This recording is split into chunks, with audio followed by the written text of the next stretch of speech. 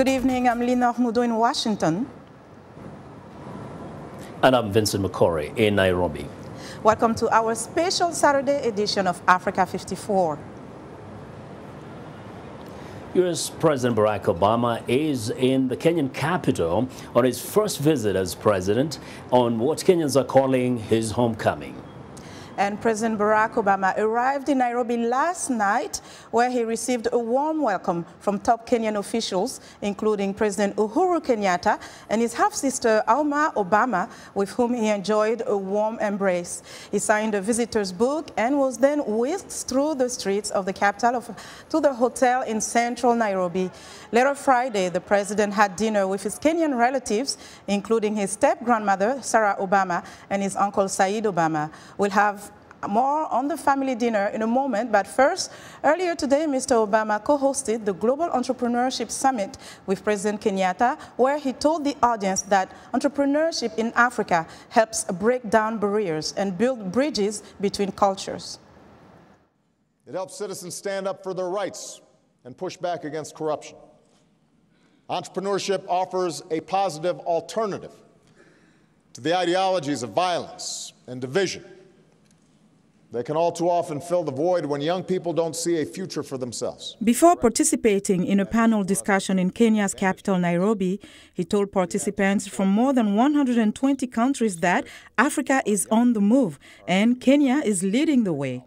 Women are powerhouse entrepreneurs.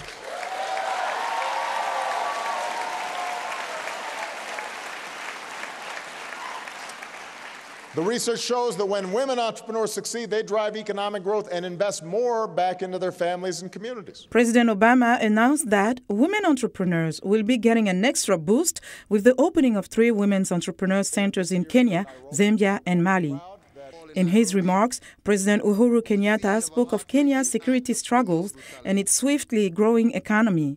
He told his audience to tell friends back at home and around the world that Africa is open and ready for business.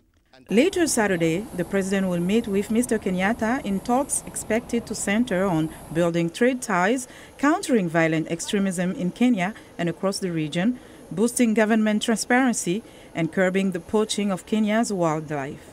A delegation of U.S. lawmakers and White House officials are accompanying the president to the summit, a move the U.S. Embassy in Nairobi says underscores the importance the United States places on supporting Africa's entrepreneurs.